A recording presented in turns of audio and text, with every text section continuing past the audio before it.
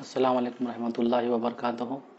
آج کا جو ہمارا ٹاپک ہے وہ مراٹھا پیشواؤں کا دور ہے۔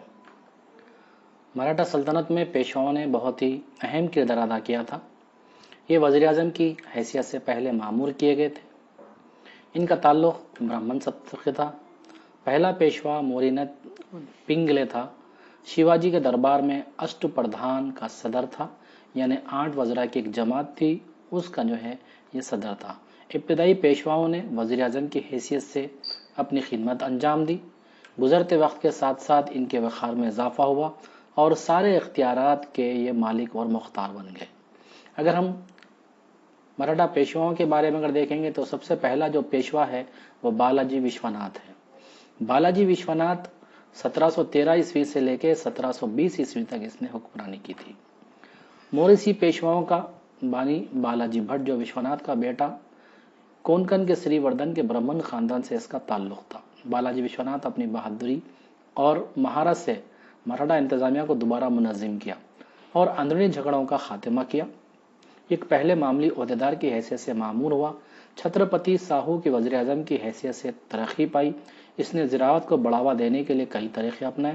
جیسے چھترپتی ساہو نے 1708 عیسوی میں سینا کرتا یعنی فوج کو منظم کرنے والے کا خطاب سے نوازا۔ وہ 1713 عیسوی میں پیشوا بنا۔ اس کو اس نے مورسی اور طاقتور بنا دیا۔ اس نے خانہ جنگی میں بہت ہی اہم کردار ادا کیا اور ساہو کے تمام باغیوں کو زبردست شکست سے دوچار کیا۔ اس نے فروخ سیر مغل حکمران کو معزول کرنے کے لیے سید برادران سید علی حسین علی جو سید برادران کے نام سے بہت مشہور تھے 1707 عیسوی میں ایک معاہدہ کیا اور بالاجی وشوناتھ کو چودھ اور سردیش مکھی محصولات کے علاوہ اپنی موریسی زمین دینے کا وعدہ کیا۔ ساہو کی نااہلی کی وجہ سے بالاجی وشوناتھ کو اپنی طاقت میں اضافہ کرنے کا موقع مل گیا اور وہ بادشاہ کے تمام اختیارات کو اپنے ہاتھ میں لے لیا۔ اس نے عہدیداروں کو تنخواہوں کے بجائے زمینیں دینا شروع کیا اور بادشاہوں کے اختیارات کو کم کر دیا۔ راجا کی ذاتی فوج کو بھی پیشواؤں کے تحت کر دیا گیا۔ اس نے مراٹھا سرداروں کو چودھ محصول وصول کرنے کا اختیار دے دیا، جس میں اپنا حصہ رکھتے ہوئے 1/3 حصہ پیشوا کو دینے کا پابند کیا گیا۔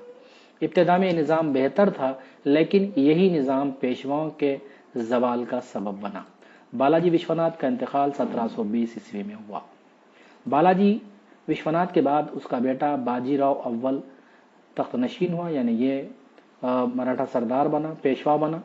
اس کا زمانہ 1720 سے لے کے 1740 عیسوی کا تھا۔ باجی راؤ اول بہترین صلاحیتوں کا مالک تھا۔ بالاجی وشوناتھ کے انتقال کے بعد بلڑ لڑکے کی حیثیت سے تخت نشین ہوا۔ بالاجی وشوناتھ نے اس کی بہترین تربیت کی تھی۔ یہ ایک عظیم فوجی فراست رکھنے والا پیشوا تھا۔ مغلیہ سلطنت کے کمزور جانشینوں کی وجہ سے اسے اپنی سلطنت میں پھیلانے میں کوئی دشواری پیش نہیں آئی۔ اسے جنگجو بادشاہ پیشوا کا بھی درجہ دیا گیا تھا۔ اس نے انتظامی سلطنت میں کسی قسم کی کوئی اصلاحات نافذ نہیں کی۔ شیواجی کے بعد اگر گوریلا طریقہ جنگ کا اگر کسی کو ماہر کہا گیا تو وہ باجی راؤ اول ہی تھا۔ اس کی قیادت میں مراٹھا سلطنت اپنی پوری بلندیوں پر تھی۔ 1731 میں اس نے مالوا پر حملہ کیا اور اس کے علاوہ گجرات، بنڈل کھیڑ اور برار کو فتح کیا۔ یہاں سے اس کو چودھ اور سردیش مکھی وصول کرتا تھا۔ 1737 کے قریب یہ دہلی کے سرحد تک داخل ہو گیا تاکہ مغل حکمران سے مقابلہ کیا جا سکے۔ اسی دوران حیدرآباد کے نظام نے مغل حکمران کی مدد کے لیے ایک بڑی فوج روانہ کی، لیکن بھوپال کے قریب 1738 عیسوی میں نظام کی فوج کو شکست دے دی گئی۔ نظام کو بالاجی راؤ اول سے ایک معاہدہ کرنا پڑا، جس کی وجہ سے باجی راؤ مالوا اور نرمدا ندی کے علاقے حاصل کیے۔ باجی راؤ نے سالسیٹ اور بیسن کے علاقوں کو پرتگالیوں کو شکست بھی اس نے دینے میں کامیابی حاصل کی۔ اس کے بعد باجی راؤ کے دور میں چند مراٹھا سردار اپنے اپنے علاقوں میں طاقتور ہو گئے، اپنی الگ الگ حکمرانی قائم کی۔ ان میں بڑودہ میں گائیکواڑ، گوالیار میں سندھیا، ناگپور میں بھونسلے، اندور میں ہولکر اور پونے میں پیشواؤں نے اپنی آزاد ریاستیں قائم کر لی۔ ان تمام جماعت کو ایک جماعت کی شکل میں منظم کیا۔ اس کو مراٹھا کنفیڈرنسی کا نام دیا گیا۔ پیشوا اس کا صدر تھا۔ ان تمام مراٹھا سرداروں نے مغلیہ سلطنت کو دباؤ میں رکھنے کی کوشش کی۔ اس نے مغل سلطنت کو شکست دینے کے لیے ساہو سے کہا کہ درخت کے تنے پر حملہ کرو اور ڈالیاں خود بخود گر جائیں گی۔ اس کا اشارہ دہلی پر حملہ کرنا تھا، یعنی دہلی پر حملہ کرتے ہوئے سارے ہندوستان پر حکومت کرنے کی اس نے بات کہی تھی۔ لیکن نرمدا ندی کے قریب راؤ کھیڑ گاؤں میں 26 اپریل کو 40 سال کی عمر میں اس کا انتقال ہو گیا۔ اس کے بعد بالاجی باجی راؤ 1740 عیسوی سے لے کر 1761 عیسوی کا دور ہے، یہ نانا صاحب کے نام سے بہت زیادہ مشہور ہوا۔ بالاجی باجی راؤ 1721 میں پیدا ہوا، یہ باجی راؤ اول کا بڑا بیٹا تھا۔ باجی راؤ کے انتقال کے بعد یہ تخت نشین ہوا، اس وقت اس کی عمر صرف 19 سال تھی۔ یہ اپنے باپ کی طرح جنگجو نہیں تھا، لیکن انتظامیہ سلطنت میں وہ ایک ماہر تھا، ایک اچھا منتظم تھا۔ اس کے دور میں مراٹھا شان و شوکت عروج پر تھی۔ وہ راجی گھونسلے اور بھاسکر پنڈت کی مدد سے علی وردی خان جو مغل سلطنت کا گورنر تھا شکست دی۔ بہار، اڑیسہ اور بنگال پر اس نے قبضہ کیا۔ علی وردی خان نے بالاجی باجی راؤ سے امن کا معاہدہ کیا۔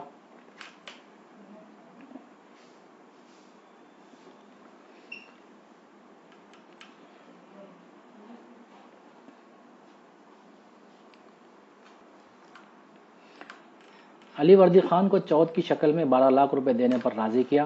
مغل حکمران محمد شاہ کے انتقال کے بعد 1752 میں مغل حکمران احمد شاہ اور پیشوا کے درمیان ایک معاہدہ کیا گیا۔ اندرونی اور بیرونی حملوں سے محفوظ رکھنے کے لیے پیشوا کو چوتھ دینا طے ہوا۔ اس طرح ہندوستان کے بیشتر علاقوں سے پیشوا چوتھ حاصل کرنے لگے۔ اغوان، روہیلا، جاٹ اور راجپوتوں کو بھی پیشواؤں کی بالادستی قبول کرنی پڑی۔ تیسری پانی پت کی جنگ انشاءاللہ تیسری پانی پت کی جنگ 1761 میں لڑی گئی۔ احمد شاہ ابدالی جو افغانستان کا حکمران تھا، پنجاب اس کی سلطنت میں شامل تھا۔ اس نے اپنے لڑکے تیمور کو گورنر کی ذمہ داری سونپی تھی۔ مارچ 1758 میں پیشوا بالاجی باجی راؤ کا بھائی رگھوناتھ رگھوبا نے پنجاب پر حملہ کر کے تیمور کو شکست دے دی اور پنجاب پر قبضہ کر لیا، اور پھر اٹک کے علاقے پر بھی قابض ہو گیا۔ یہاں سے وہ چوتھ حاصل کرنے لگا۔ مراٹھوں نے 75 لاکھ سالانہ خراج کے عوض ادینا بیگ کو پنجاب کا گورنر بنا ڈالا۔ ادینا بیگ خان کے انتقال کے بعد سباجی سندھیا کو پنجاب کا گورنر بنایا گیا۔ یہ رگھوبا یعنی رگھوناتھ راؤ کو رگھوبا بھی کہا جاتا تھا کہ ایک بہت بڑی فاش غلطی سمجھا گیا۔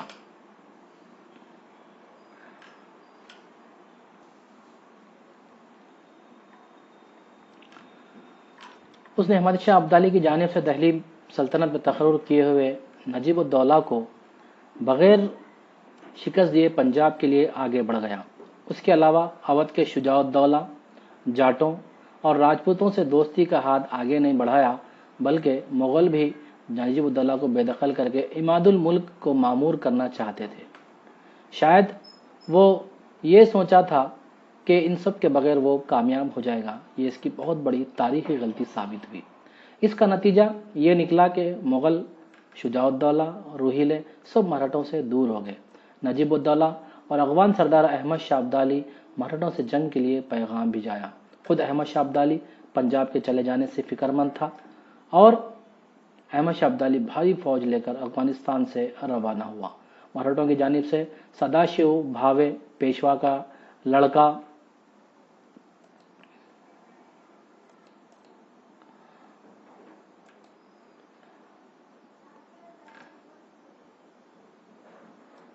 وشواس راؤ، نانا فرنڈویس اور اس کے علاوہ دوسرے مراٹھا ہولکر کے سردار سندھیا، گائیکواڑ راجپوت، سورج مل، بھرت پور کے جاٹ سردار بھی مراٹھوں کے ساتھ میں شامل ہو گئے۔ تیسری پانی پت کی جنگ 14 جنوری 1761 کو شروع ہوئی۔ سداشیو راؤ بھاؤ صاحب مراٹھا فوج کے سپہ سالار تھا۔ وشواس راؤ پیشوا کا لڑکا نائب سپہ سالار کی فرائض انجام دے رہا تھا۔ سورج مل بھٹ بھارت پور کے سردار اور کئی سرداروں نے بھاؤ صاحب کے کھلے میدان میں باقاعدہ جنگ لڑنے سے منع کیا، اور مراٹھے کھلے میدان میں جنگ نہیں لڑ سکتے تھے، اور ان کا طریقہ گوریلا جنگ تھا۔ وہ چھپ کر یکایک دشمن پر حملہ کیا جاتا تھا۔ وہ کبھی بھی کھلے میدان میں جنگ نہیں لڑے تھے، اور اس کا ان کو تجربہ بھی نہیں تھا۔ اس کے علاوہ احمد شاہ ابدالی ایک قابل اور تجربہ کار جنگجو بادشاہ تھا۔ اس کی فوج بہت زیادہ طاقتور تھی۔ بہو صاحب نے غرور میں تمام سرداروں کی بات نہیں مانی۔ اس نے اپنی طاقت پر یقین تھا وہ فتح حاصل کر لے گا، جس کی وجہ سے سورج مل میدان جنگ سے ہی واپس چلا گیا، جبکہ احمد شاہ ابدالی کو اودھ کے نواب اور روہیلیوں کا تعاون حاصل ہوا۔ دونوں فوجیں آمنے سامنے آ گئی۔ احمد شاہ ابدالی مراٹھوں کو چاروں طرف سے گھیر لیا اور ان کے حمل و نقل اور کو بند کر دیا۔ تقریباً 2.5 مہینے تک مراٹھے ڈٹے رہے، لیکن مراٹھوں کے حمل و نقل کے ذرائع بند ہونے کی وجہ سے اناج کے تمام ذخیرے ختم ہونے لگے۔ آخرکار مراٹھے فاقہ کشی پر مجبور ہو گئے۔ ان حالات میں مراٹھوں کو حملہ کرنے کے علاوہ کوئی دوسرا راستہ نہیں تھا، چنانچہ مراٹھا فوج نے ابدالی کی فوج پر حملہ کر دیا۔ تھکے ماندے مراٹھے فوج جنگ میں زیادہ دیر تک نہیں ٹک سکے۔ اس طرح وہ بری طرح سے شکست کھا گئے۔ سدا شیو راؤ اور پیشوا کا بیٹا وشواس راؤ میدان جنگ میں ہی مارے گئے۔ قریب 2 لاکھ مراٹھا سپاہی میدان جنگ میں مارے گئے۔ سندھیا میدان جنگ سے فرار ہونے میں کامیاب ہو گیا۔ اس طرح اس جنگ میں مراٹھوں کا زبردست نقصان ہوا۔ پیشوا کو ان الفاظ میں خبر ملی کہ 2 موتی ٹوٹ گئے، 27 اشرفیاں کھو گئیں اور چاندی اور سونے کے سکوں کا کوئی حساب نہیں ہے۔ اس شکست اور نقصان کی خبر سن کر پیشوا صدمے سے صرف 5 مہینوں کے اندر انتقال کر گیا۔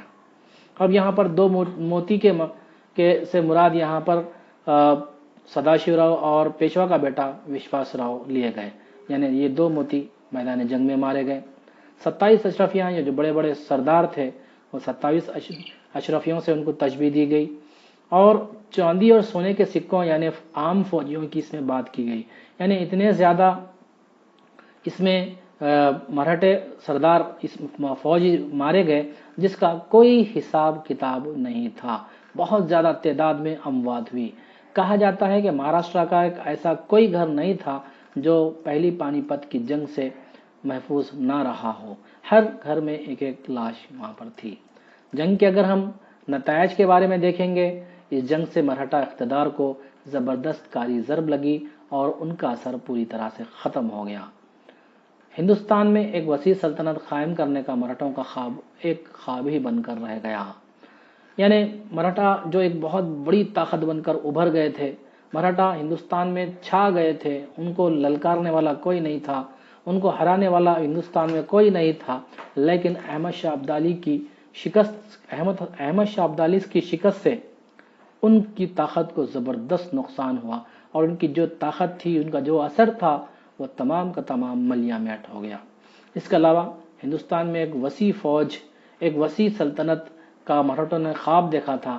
اس جنگ کے نقصانات کے بعد، اس جنگ میں شکست کے بعد ان کا خواب بالکل پوری طرح سے ٹوٹ گیا۔ مراٹھا اور مسلمانوں کے کمزور ہونے کی وجہ سے انگریزوں کو زبردست فائدہ ہوا، کیونکہ انگریز اس کو فائدہ اٹھائے، کیونکہ ہندوستان میں اب ان کا مقابلہ کرنے والے کوئی بڑی طاقت نہیں تھی۔ انگریزوں کو اپنی طاقت میں اضافہ کرنے کا موقع مل گیا، کیونکہ اب ان کے حائل رکاوٹ کوئی نہیں تھی۔ احمد شاہ ابدالی کو اس فتح سے کچھ حاصل نہیں ہوا، کیونکہ وہ وطن اپنے افغانستان واپس چلے گیا۔ ہاں، اگر احمد شاہ ابدالی اگر ہندوستان میں رہتا، اپنی اگر حکومت قائم کر لیتا، تو اس کو جو ہے زبردست فائدہ ہوتا تھا، لیکن احمد شاہ ابدالی ہندوستان میں رہنے کے بجائے وہ واپس جانے میں اپنی عافیت سمجھی اور وہ واپس چلے گیا۔ اس وجہ سے وہ صرف آیا، جنگ کیا اور واپس چلا گیا۔ تو یہ جو ہے اس کو بھی جو ہے اس سے کوئی زیادہ خاص فائدہ نہیں ہوا۔ اس جنگ سے سب سے زیادہ فائدہ سکھوں کو ہوا، کیونکہ ان کو اپنے پنجاب میں اپنی برتری قائم کرنے کا زبردست موقع حاصل ہو گیا۔ تو یہ پیشواؤں کا دور تھا۔ آخری میں پیشواؤں کا جو دور تھا، یہ تیسری پانی پت کی جنگ کے بعد میں یہ پوری طرح سے ختم ہو گیا۔ جو شیواجی نے ایک مراٹھا سامراج کی یعنی سلطنت کی بنیاد رکھی، مراٹھوں شیواجی کے بعد اس کے جانشینوں کے بعد میں جو مراٹھا پیشواؤں کا جو دور تھا، جو شان و شوکت والا تھا، وہ 1761 عیسوی میں پانی پت کی تیسری جنگ کے بعد یہ پوری طرح سے ختم ہو گیا۔ تو اس طرح سے مراٹھوں کا خواب ہندوستان سے پوری طرح سے ختم ہو گیا۔ یہاں پر مراٹھے بہت زیادہ کمزور ہو گئے اب وہ پھر کبھی اپنے آپ کو اٹھا نہیں سکے، پھر اپنی حکومت کو وہ بنا نہیں سکے۔ اس طرح ہم نے آج مراٹھا پیشواؤں کے بارے میں دیکھا۔ انشاءاللہ ہم ایک نئے ٹاپک کے ساتھ اگلی بار آپ کے سامنے حاضر ہوں گے۔ تب تک کے لیے خدا حافظ، شکریہ، السلام علیکم رحمۃ اللہ وبرکاتہ۔